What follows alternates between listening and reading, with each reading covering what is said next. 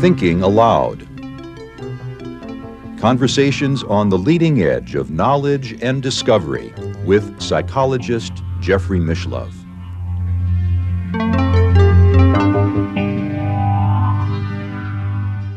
Hello and welcome. I'm Jeffrey Mishlove. Today, we're going to be exploring philosophical idealism. With me is Dr. Bernardo Kastrup, one of the most prominent proponents of philosophical idealism in contemporary days.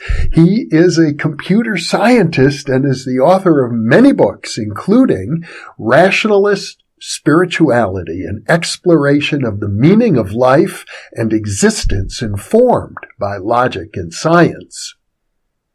Why Materialism is Baloney, how true skeptics know there is no death and fathom answers to life, the universe, and everything.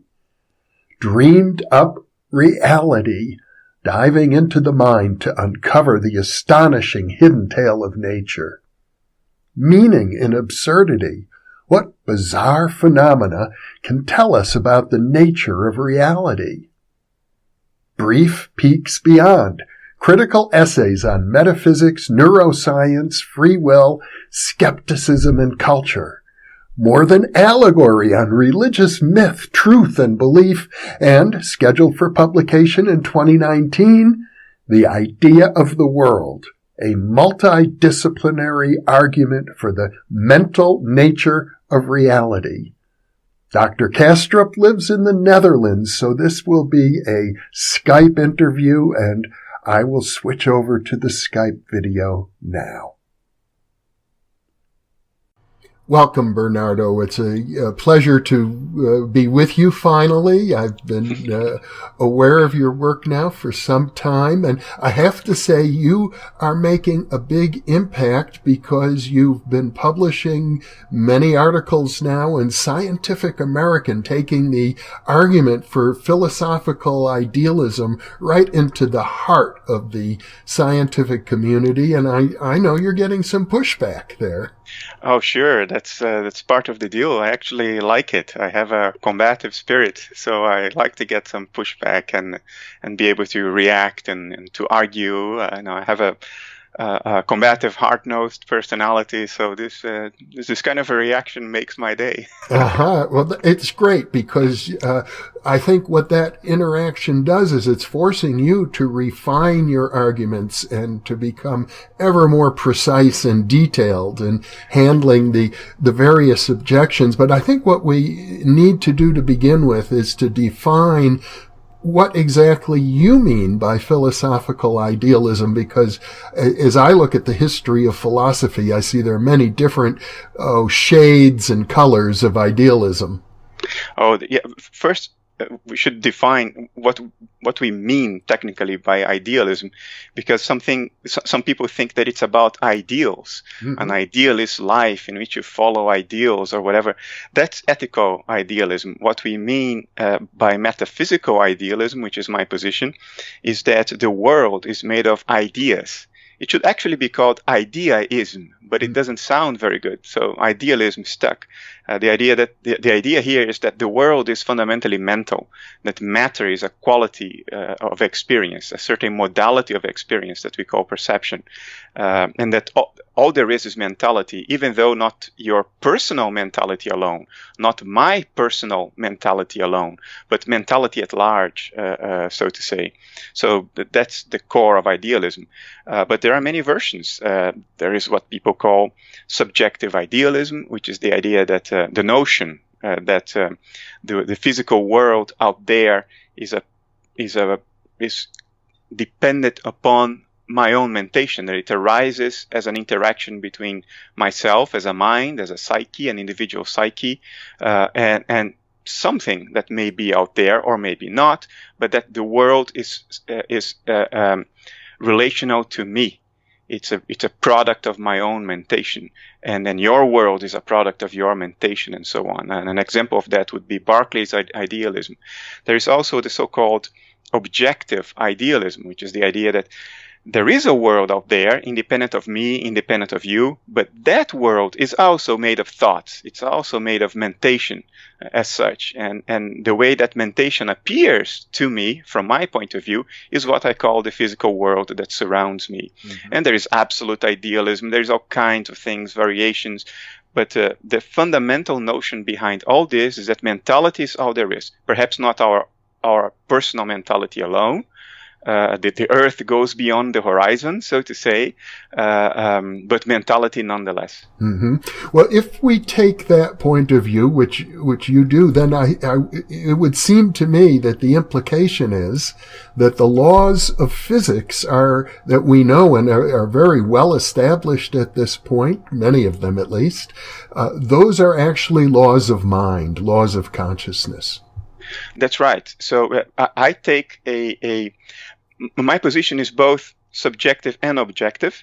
I think the physical world, as I see it, is a product partially of my own mentation, but I do grant that there is a world out there, independent of my personal mentation, independent of your personal mentation, but that world is also constituted by the thoughts of a mind at large, and those thoughts of mind at large appear to us in the form of physical nature, which unfolds according to certain patterns and regularities that we've come to call the laws of physics, which suggests that the thoughts of mind at large unfold with certain regularity, certain reliable regularity that can be predicted, can be even used for the benefit of technology. If we know how to unfold, we can play on it and get the effects we expect when we build our technology.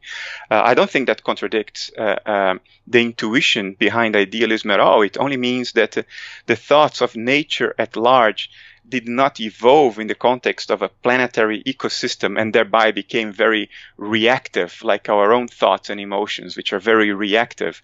Mind at large didn't undergo that process. So it doesn't need to be unpredictable and reactive like we are. It can very well unfold according to clear regularities. Moreover, even the notion of time, which is embedded in what we consider to be things that are predictable or unpredictable, even that is relative to the mind you're talking about. For us, a time span of an hour is significant. Maybe from the point of view of mind at large, a time span of 13.8 billion years is just the blink of an eye. And that's why it appears so regular, because it hasn't had time yet to do anything different, if you know what I mean. Mm-hmm. So there are many, many ways to approach and to think about this. Well, the most famous of the idealistic philosophers, I think, would be Bishop Berkeley, to whom you referred earlier. How does your position differ from his? He was an Anglican bishop who ultimately argued that what you're calling mind at large is the mind of God. Yeah. Well, the problem the idealist always faces, there are three key problems the idealist faces. I'll list them. One is we all seem to inhabit the same universe, the same world out there. If it's all in mind, how come is that so? If it's all happening in my mind and the world I perceive is a product of my own mentation, how come you would report to be living on the same planet Earth with the same world events that we both seem to be witnessing? That's problem number one. Problem number two is if the world is mental, why can't we just change nature by wishing it to be different, by an act of imagination? Nature doesn't seem to care what we want or don't want. It just unfolds the way it does, very independently of us. And the problem number three is clearly subjective experience is very tightly correlated with what we call brain function. If you drink alcohol, you put a substance in your brain, and your subjective experience changes a little bit, right? Mm-hmm. And general anesthesia is another big example. Psychoactive drugs, trauma to the head. If one puts a bullet through somebody else's head, well, something seems to happen in the inner world of that person. So that's the third problem. Berkeley faced all three of them, but didn't necessarily address them very explicitly. Faced with the first problem, which is how come there seems to be an independent world out there that we all seem to inhabit? His answer was, well, when nobody's looking at it, there's always somebody that's looking at it. God is always around in the quad, like that limerick. Yeah. God is maintaining the existence of the world because God is always looking at it. And from that answer, you see what Berkeley was thinking. What he's thinking is that the world exists only insofar as the contents of perception. So if nobody's looking at it, nobody's perceiving it, he has a problem, because the world we seem to inhabit together would then vanish. Mm-hmm. It would disappear if nobody's looking at it. So he needed God to be looking at it in order to maintain that context, that environment that we co-inhabit. I think that there is more to the world out there than just our perceptions, than just the product of observation. I think there is something out there that's completely autonomous and independent of our personal observations. That thing out there that is independent of our observations is still a great thought, but that thought qualitatively is very different from the contents of our perception. In the same way that if a scientist, a neuroscientist, would put you under a brain scanner and observe your brain activity, that brain activity that a scientist would observe would be the extrinsic appearance, the image of your conscious inner life from the point of view of the scientist. Mm-hmm. But qualitatively, images on a brain scanner have very little to do with how you feel from within. Mm-hmm. Your feelings of love and fear and the perceptions of the world around you, the noises of the brain scanner that you hear qualitatively, all that would appear to the brain scientist as images on a brain scanner, but qualitatively there would be very little similarity between the two.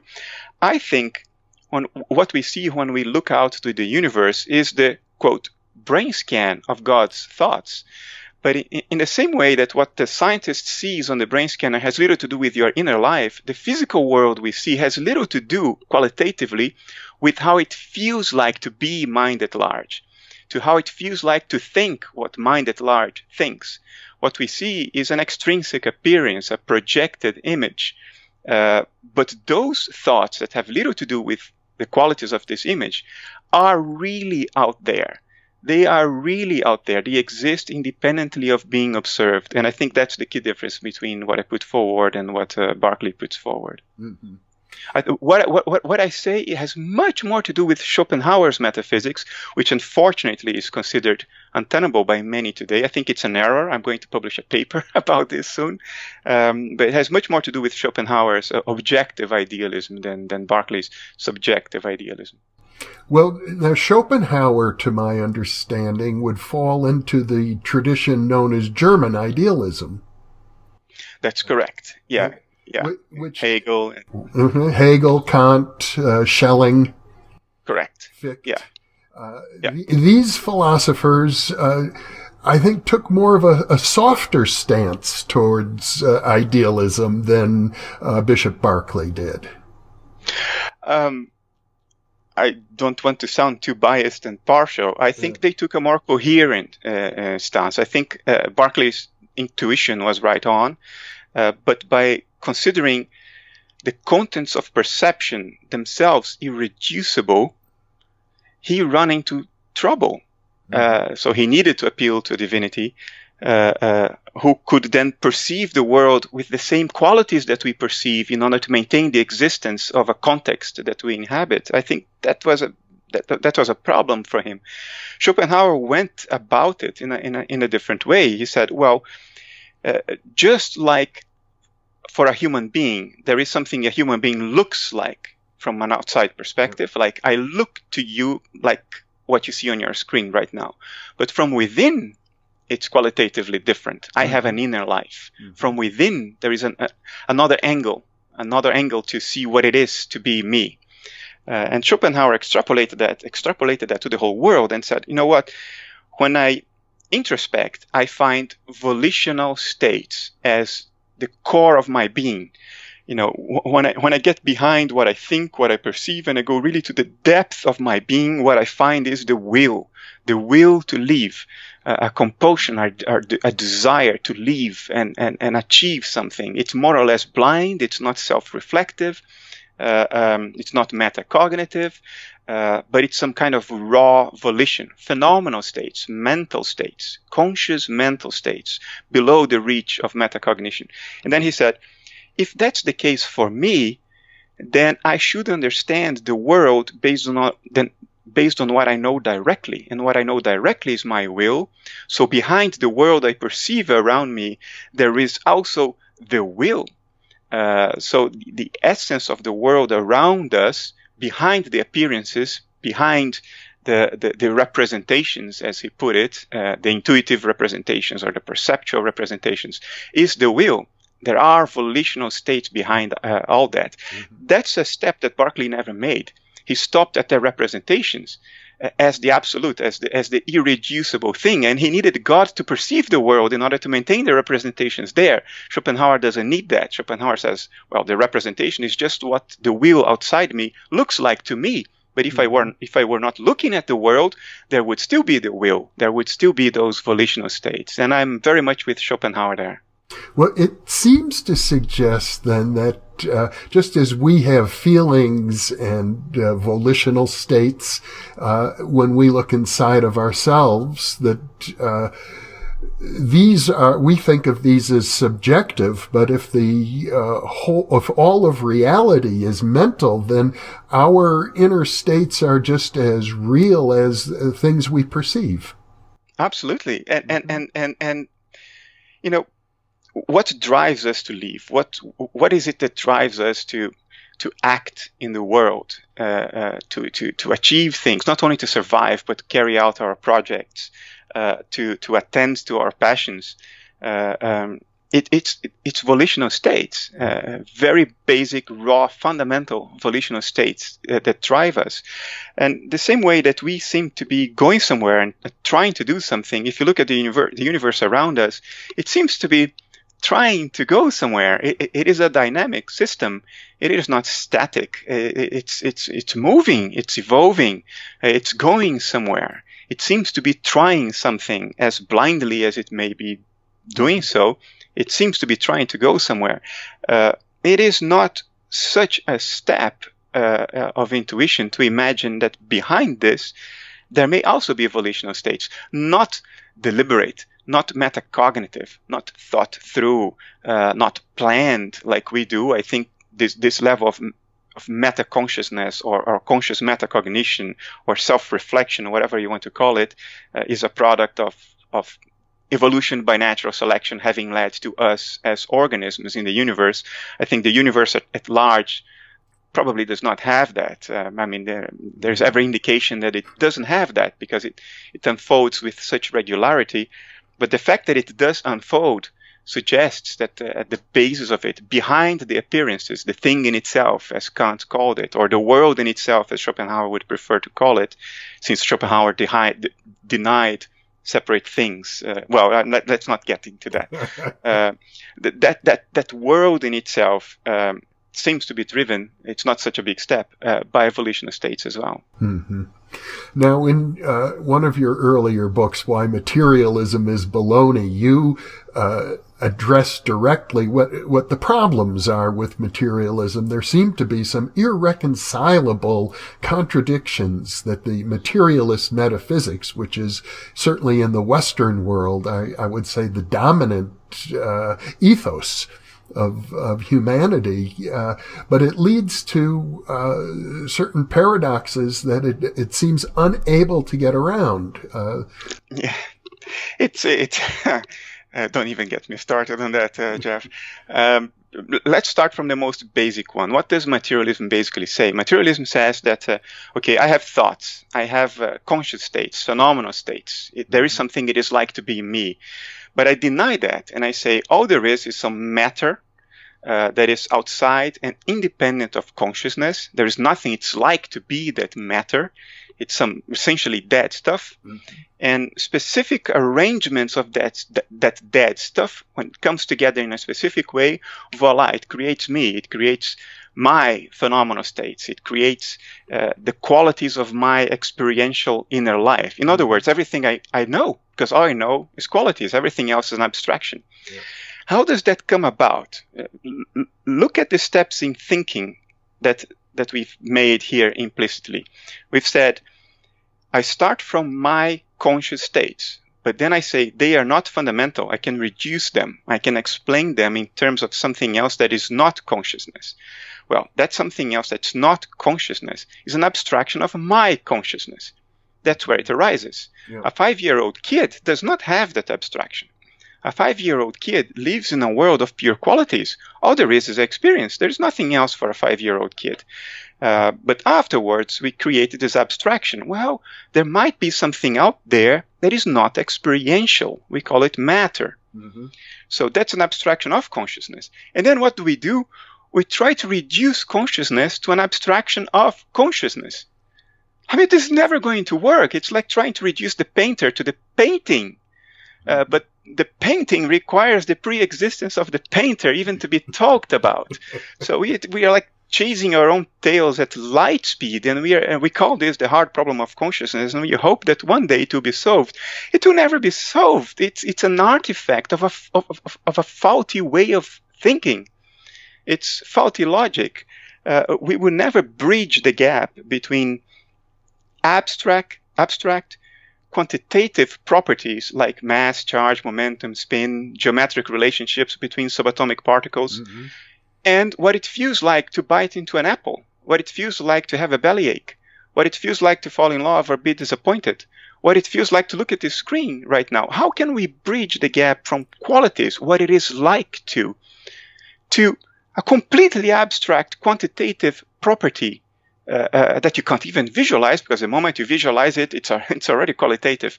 The best you can do is to imagine it as mathematical equations flowing in some kind of empty space. Mm-hmm. How can you bridge that gap? We will never bridge that gap because there is an essential fault. It is an essential recursive step here. Consciousness creates an abstraction and tries to explain itself and reduce itself to its own abstractions. It's never going to work. Mm-hmm. Well, another alternative that seems to be popular with people is panpsychism, the idea that actually matter is conscious. Yeah, you see, once you're backed against a wall of an insoluble problem, because it's a problem that doesn't exist, you created it yourself. It's like a faulty short circuit in people's heads. Once they're faced with that and it's insoluble, you start looking around and find your way to a way out of this. Doesn't matter how inelegant it mm-hmm. might be. You see, panpsychism still grants that there is such a thing as matter. There are many forms of panpsychism. Some of the versions of panpsychism that are out there are essentially indistinguishable from idealism. So when I say panpsychism, I am implicitly excluding those versions of panpsychism that we should better call idealism. We just want to use a new name for it because it sounds cooler in an academic paper. Instead of you writing about something that Berkeley already talked about a couple of 100 years ago, you're talking about something cool and new, panpsychism and cosmopsychism. It's the same stuff that people were talking about a couple of 100 years ago. So leave that aside. Let's talk about the formulations of panpsychism that actually grant that there are non-phenomenal properties. In other words, that there are aspects of the world that are not experiential. What they basically say is that, okay, there is matter. Matter has some non-experiential properties like mass, charge, momentum, spin. There is space-time. There is a scaffolding of space-time. And by the way, consciousness is also a fundamental part of the universe. You can't reduce it to the rest. It's fundamental, but it goes side by side with the rest. There is a sense in which what these versions of panpsychism basically say is that consciousness is fundamentally encompassed by matter. That the boundaries of matter are also the boundaries of consciousness, in the sense that an electron is bound in space-time as a physical entity, and within that electron there is consciousness. Within those space-time bounds, there are phenomenal states. There is what it is likeness, conscious states. What I say is the opposite. What I say is matter is encompassed by consciousness. Within consciousness, there is a modality of experiences, namely perceptions, that we've given a name to. And that name is matter. Mm-hmm. We gave that name to certain patterns and regularities within a certain modality of experience, perceptions, within consciousness. It is consciousness that encompasses matter as one of its modes of operation, not matter encompassing consciousness as one of its fundamental properties. Mm-hmm. Now, most people, to my understanding, the average person, not a trained philosopher, is sort of intuitively are dualists. They seem to recognize that their inner world is distinct and separate from the outer world.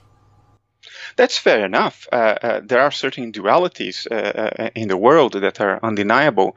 There is a duality between my inner life, in other words, my thoughts, my feelings, even some of my intuitions, my imagination, and a certain category of my experiences, my perceptions, that don't seem to obey my volition very well. Otherwise, the world would be a very different place today.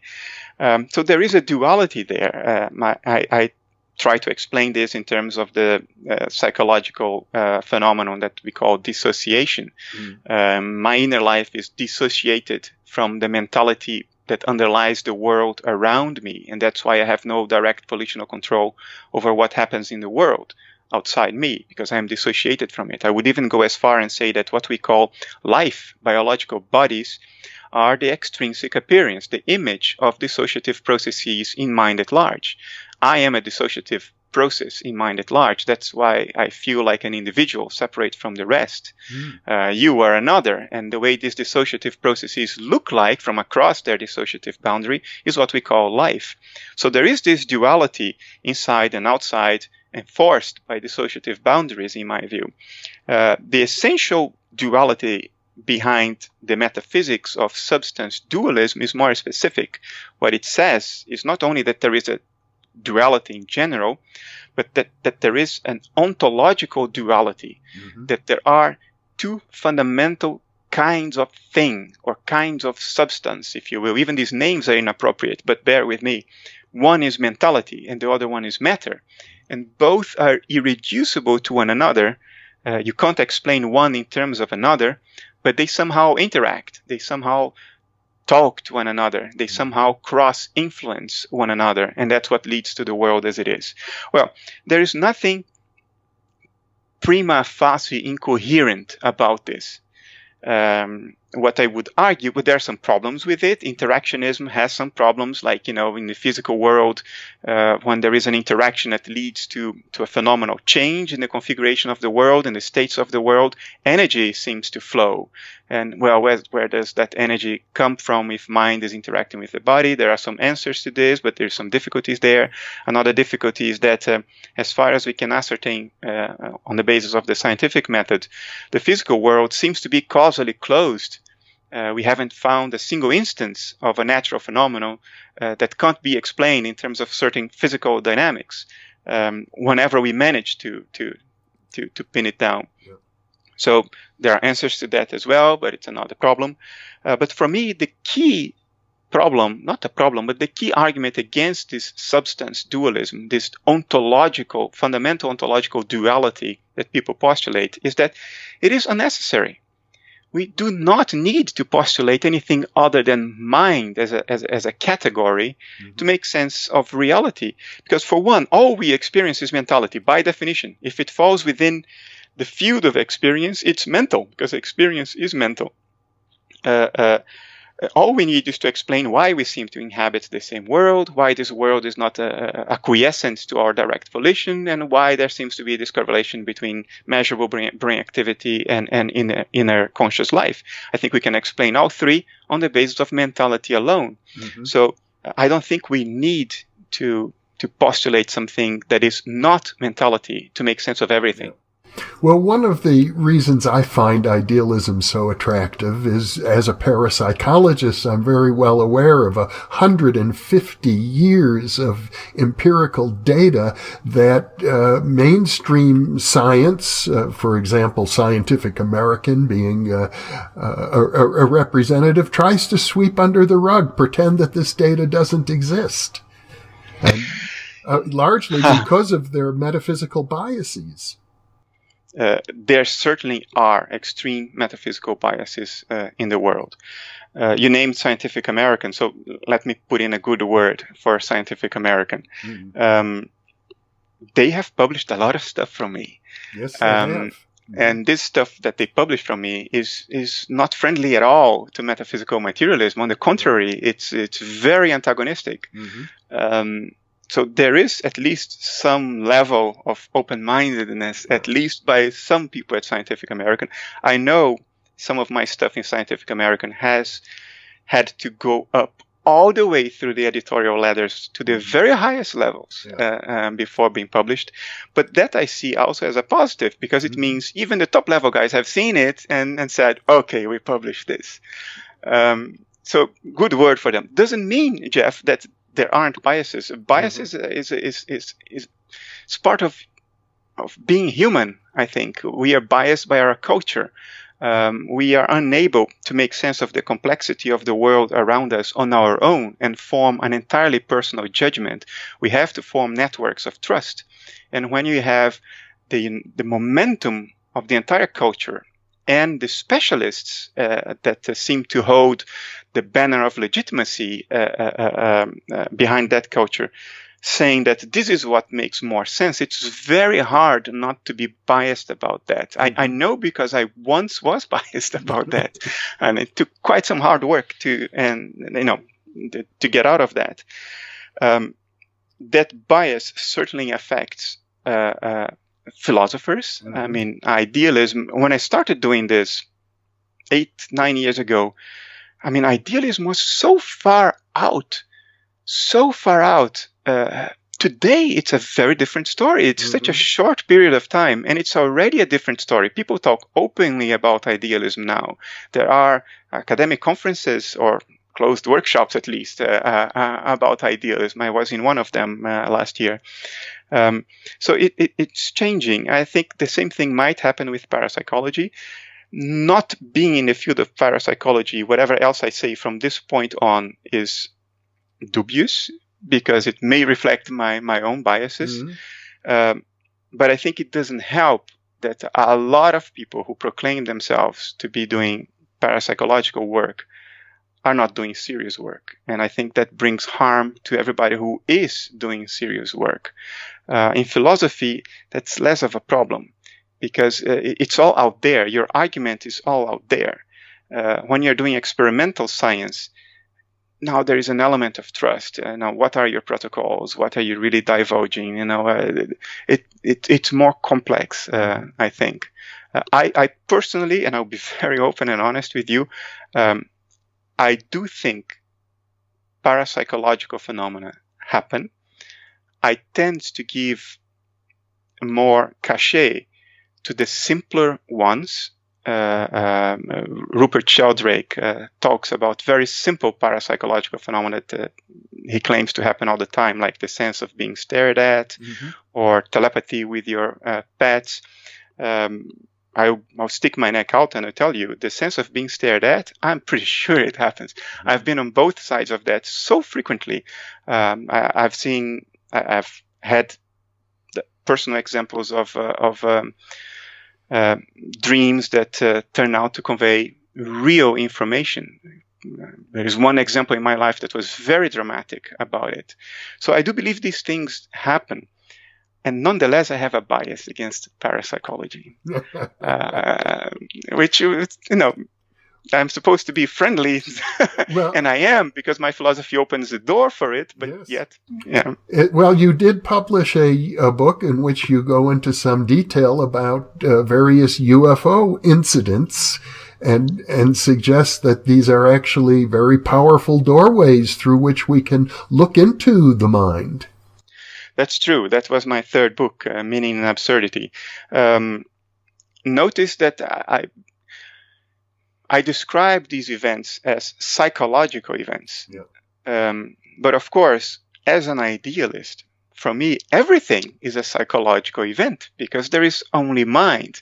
The question is it an individual psychological event within your individual personal mind, or is it a psychological event that transcends the boundaries of the dissociative complex that you are? Mm-hmm.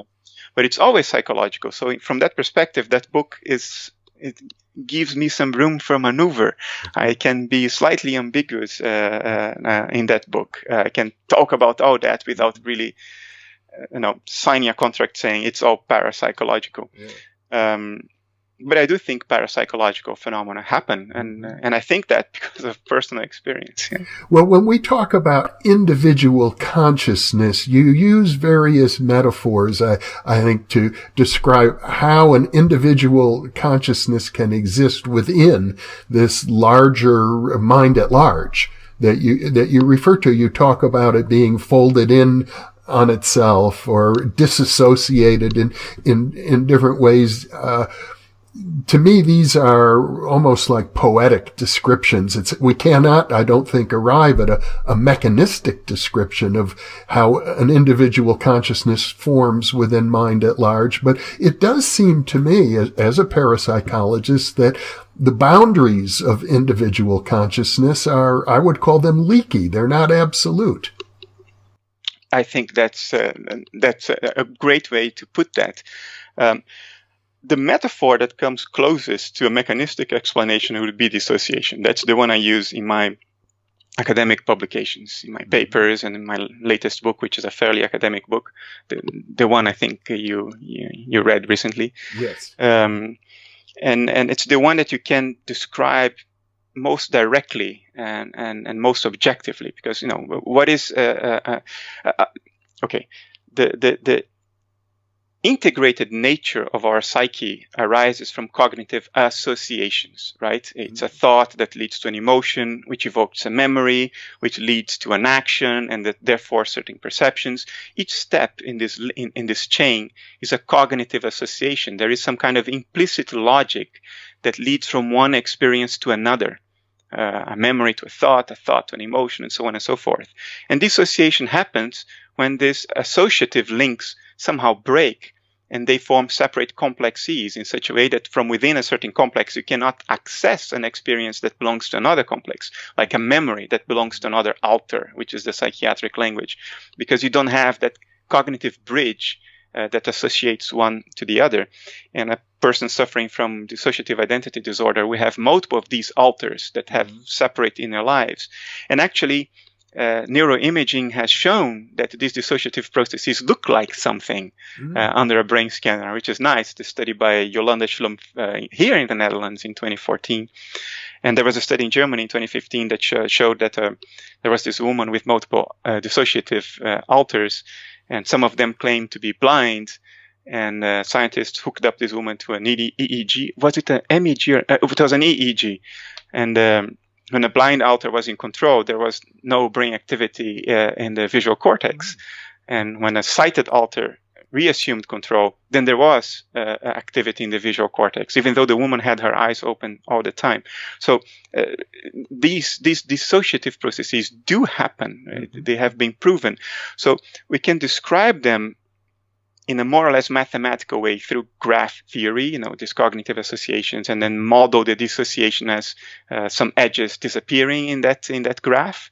But even if we can't go very far in that mechanistic description, we have empirical proof that whatever it is, it does happen. And it has exactly the effect that it needs to have to enable me to use it to explain how individual psyches form within one universal consciousness. Another more poetic metaphor I would consider to be the whirlpool metaphor, the idea of individual minds as whirlpools in a universal stream of consciousness. There's nothing to the whirlpool but the stream itself, and yet you can point at the whirlpool and say, there is a whirlpool. You can even delineate its boundaries and say, here's where the whirlpool ends, just like you can delineate our bodies and say, here's where the body ends. It looks like something stable, a whirlpool, very identifiable, and yet there is nothing to it but the stream. In the same way that I would claim that there is nothing to our personal minds but mind at large, even though we can identify us as individual beings, like you can identify a whirlpool. That's more poetic. I use other metaphors. I use a metaphor of a collapse, which is the one in Than Allegory. I think it helps to, when you're communicating through metaphors, there's a risk that people take the metaphor too literally. Mm-hmm. They lose sight of what the finger is pointing to, and they fixate on the finger. The best way to go around it is to provide as many metaphors as possible so people can distill what's common across these metaphors as the real thing that you're pointing to, and discard the rest just as a communication vehicle, packaging that you can throw away and not get too fixated on it. Mm-hmm. Well, you are drawing quite a bit on data coming out of neuroscience as a way to inform your idealistic position. And I think that's new because practically all neuroscientists, to my knowledge, with a few exceptions, have felt that the data of neuroscience argues very strongly in behalf of the materialistic perspective. Why did they do that? Well, they do that because there are these very strong correlations between measurable patterns of brain activity and what subjects report to be experiencing. But then they conflate this correlation with causation, and they say, oh, that means that brain activity, physical brain activity, must generate experience. Well, that would explain the correlations, but it's not the only thing that explains the correlations. What I put forward is that what we call the brain, the physical object, is just the extrinsic appearance of inner dissociative processes. In other words, it's what dissociation in universal mind looks like from across its dissociative boundary, from the outside, so to say.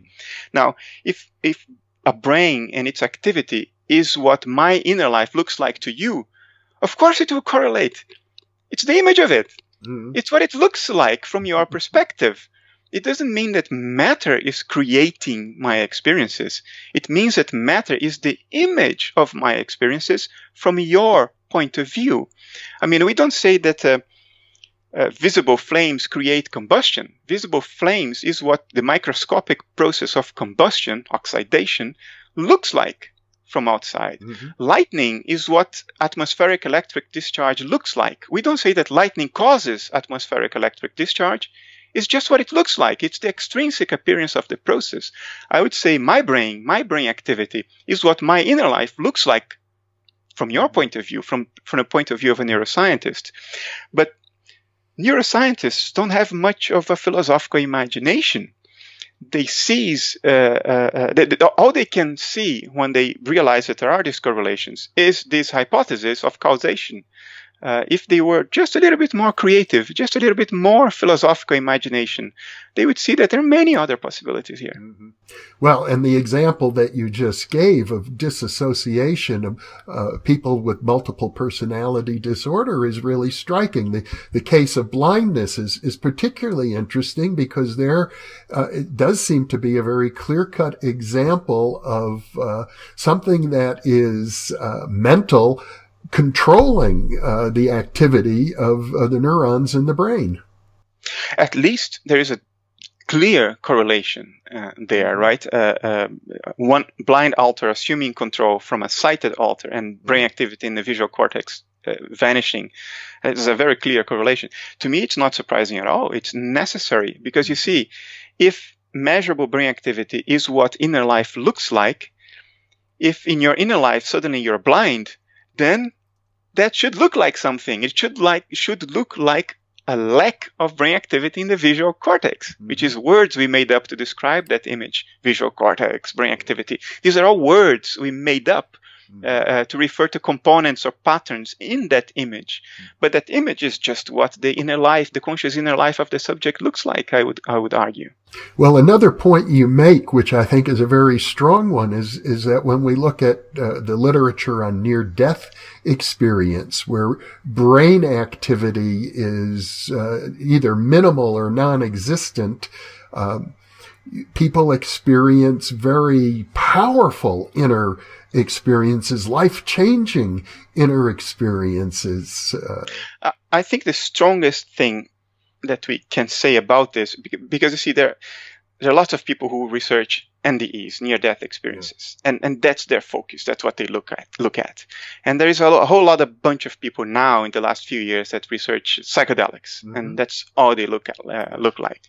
And then there is a whole bunch of other people who research other things, other types of impairment of brain activity. But if you look across all these examples of phenomena that are associated with an impairment of brain activity, an impairment of brain function, you recognize the same pattern, and that broad pattern is what I think is the strongest evidence here. In NDEs, many NDEs, at least the classical definition of NDEs, you would have no heartbeat. There would be no circulation. So there would at least have to be a dramatic decrease in metabolic function in the brain. If not a complete cessation, at least a very significant increase. And then it becomes difficult to explain how the richness, the complexity, the structure, the intensity of your conscious inner life could increase together with this dramatic decrease in metabolic activity. Fine. But guess what? The same thing happens with psychedelics.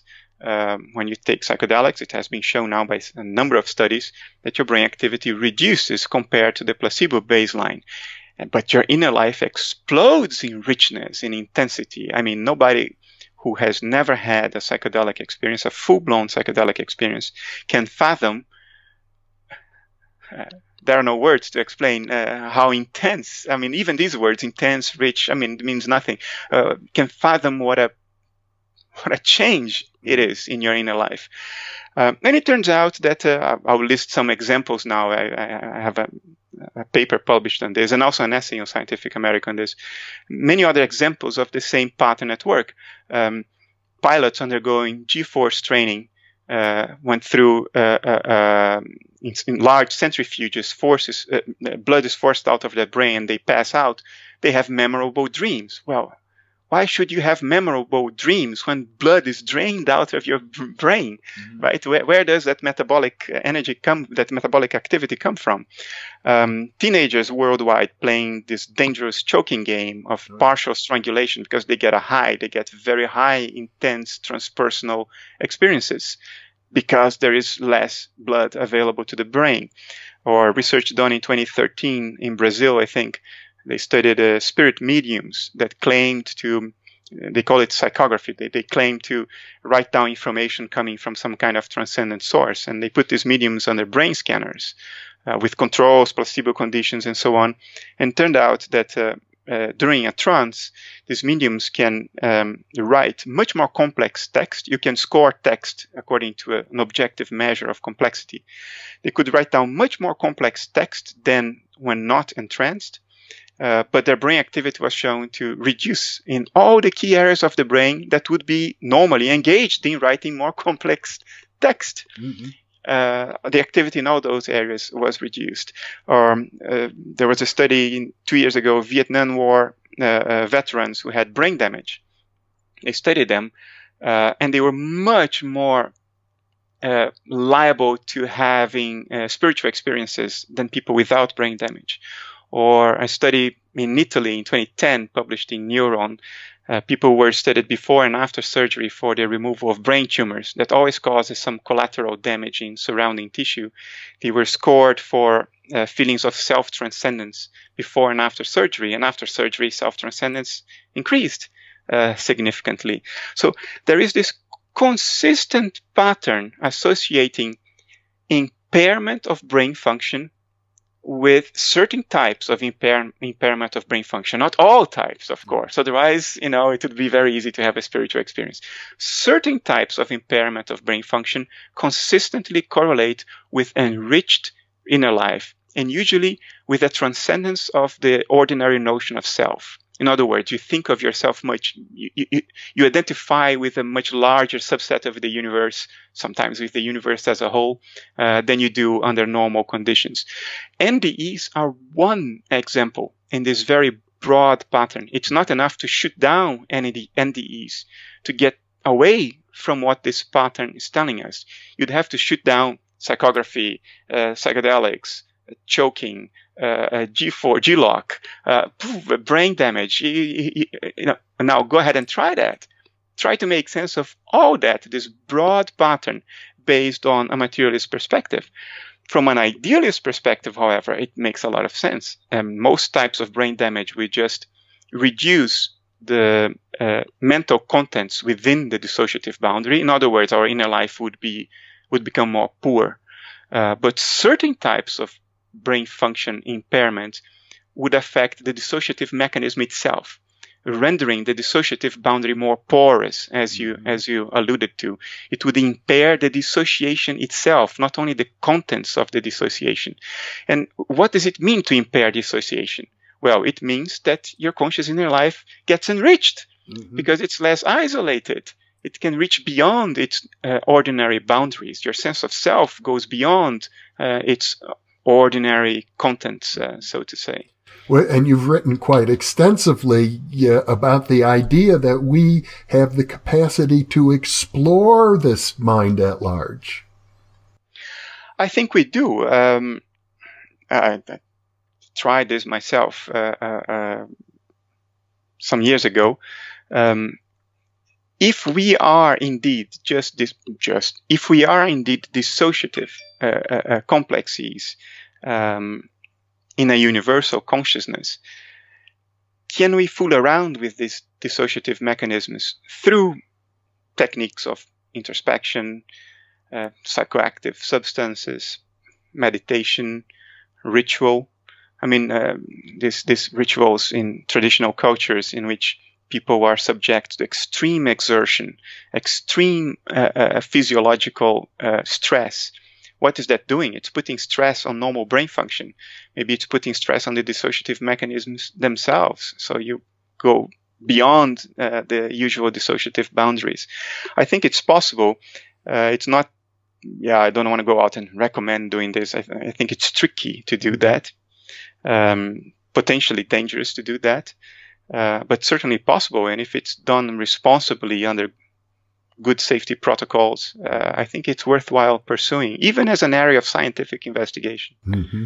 Well, let me push you on just one other point, and that is, I know you have argued that from the idealistic perspective, one can logically, rationally develop the argument that there exists in I don't know if you mean the larger consciousness itself or within that larger consciousness, an omniscient, omnipotent, ever-present being. Yes. These three words are appropriate. Omniscient, because it's conscious of all that's going on, if you include its own dissociative complexes, you and I, for instance.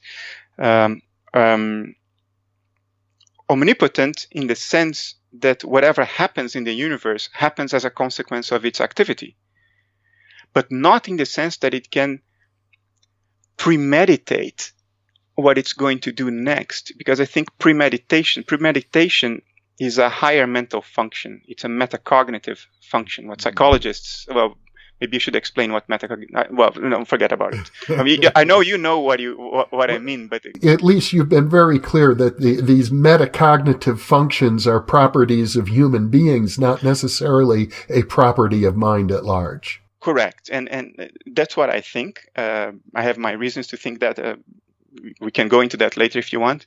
But when we say, omniscient, omnipotent, people tend to associate that with some kind of intelligent, metacognitive God that has a plan and it's going about executing its plan and it's checking to see if things are going as it has planned and adjusting things. No, that's not at all what I think. Mm-hmm. I think there is an omniscient, omnipotent mind in the sense that it's conscious of everything by definition, because the world is the unfolding of its conscious states.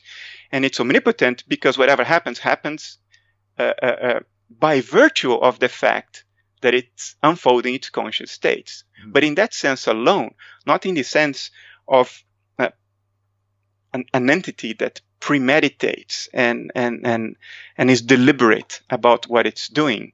A description that is probably more apt, but also problematic, would be Schopenhauer's. Schopenhauer would say it's just a blind will, a blind striving, a blind volitional states that are grasping towards something to satiate its endless desires or its endless need for who knows what. So that would be, there's a problem with this description too. I don't subscribe to this description either, but it's closer to the mark, I think, than calculating God. Well, and I mean, I was about to end the interview, but this is so interesting. I want to just pursue a little bit, because in your book, More Than Allegory, you also suggest there's a transcendent realm, and that it can be explored through religious myths that from the point of view of modern scientific sensibility are kind of nonsensical fantasies, but you believe that for certain people, some of these myths help open up a portal into a realm of transcendence. Yes. So first of all, before I even begin to answer, what do I mean by transcendence?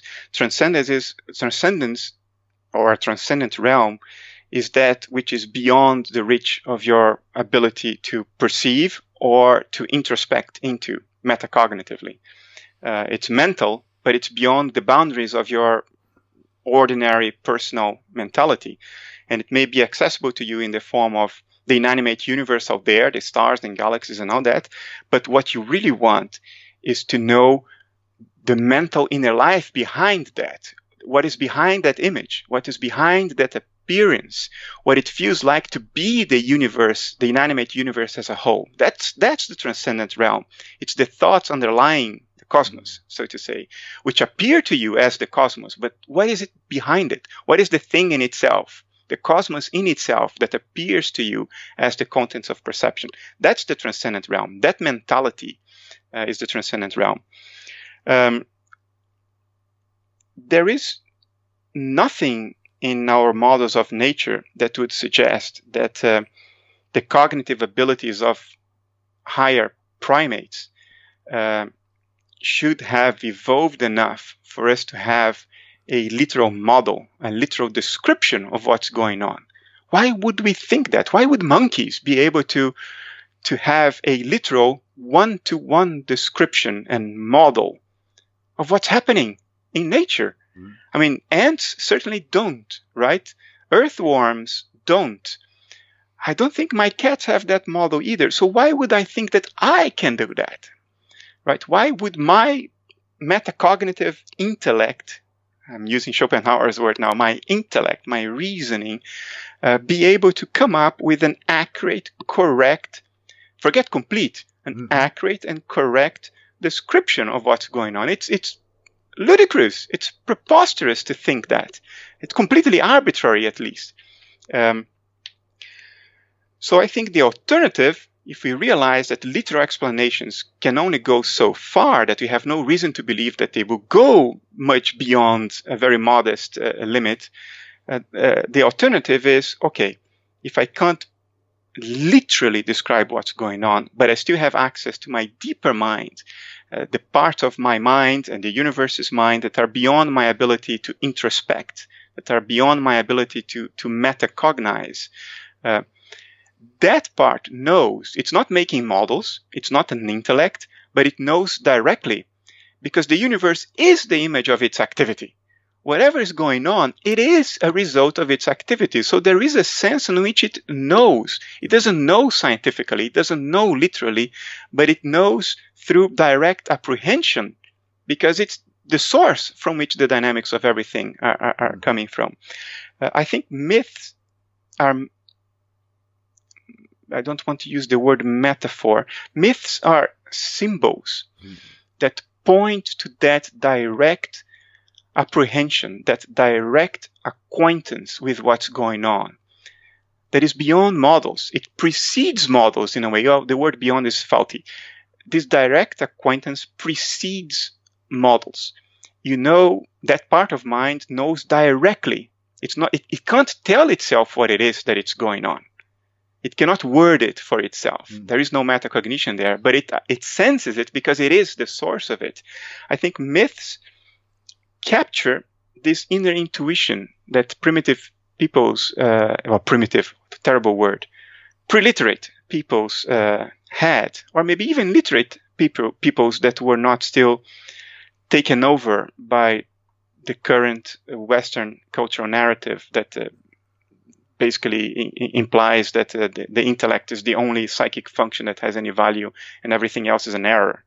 If you're not contaminated by that value system yet, you're in contact with your intuition, with a hint of that direct apprehension, and you capture that in the form of myths, which then help point to that apprehension. And I think that's what many of the authentic religious myths out there and cosmogonic myths are pointing to, that direct apprehension that is beyond words, because words require metacognition and symbolic thinking, but now symbolic in a different way.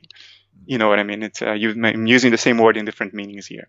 Well, Bernardo, this has been a very informative, insightful, and even inspiring conversation.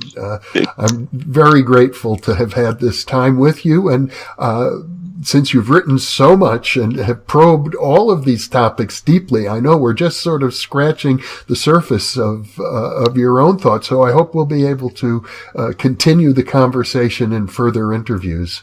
I'd gladly do that, Jeff. For me, it's a big honor to be here talking to you. I've watched your shows since the first series on PBS many years ago.